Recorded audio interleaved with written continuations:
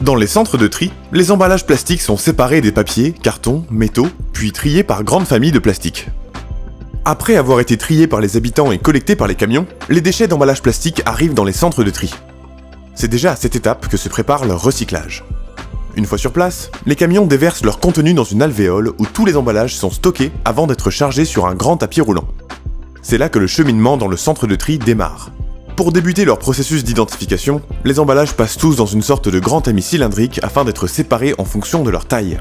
Vient ensuite le moment où les emballages plastiques sont séparés des autres emballages, notamment ceux en papier ou carton. À l'étape d'après, ils passent sous de grands aimants permettant aux emballages contenant du fer d'être triés à part.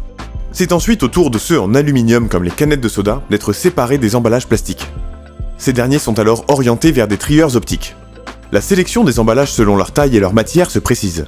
Ceux qui sont en plastique constituent désormais un flux à part entière au sein duquel il s'agit de reconnaître les résines plastiques qui les composent.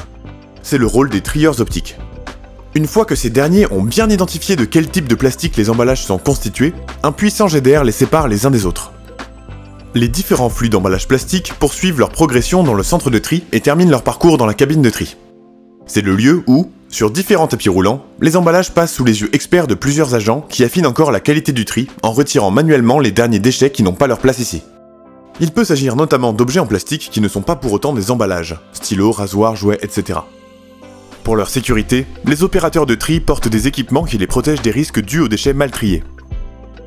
Dernière ligne droite. À ce niveau du centre de tri, les emballages plastiques ont été séparés des autres matières comme le papier, le carton, le fer, l'aluminium, et même triés selon les matières plastiques qui les composent. C'est à ce moment que les presses à balles compactent ensemble les emballages plastiques de même nature pour former de gros cubes qu'il sera simple d'acheminer vers les sites de recyclage. Toutes les étapes de séparation et de tri sont indispensables pour que les emballages plastiques soient recyclés et puissent avoir une seconde vie.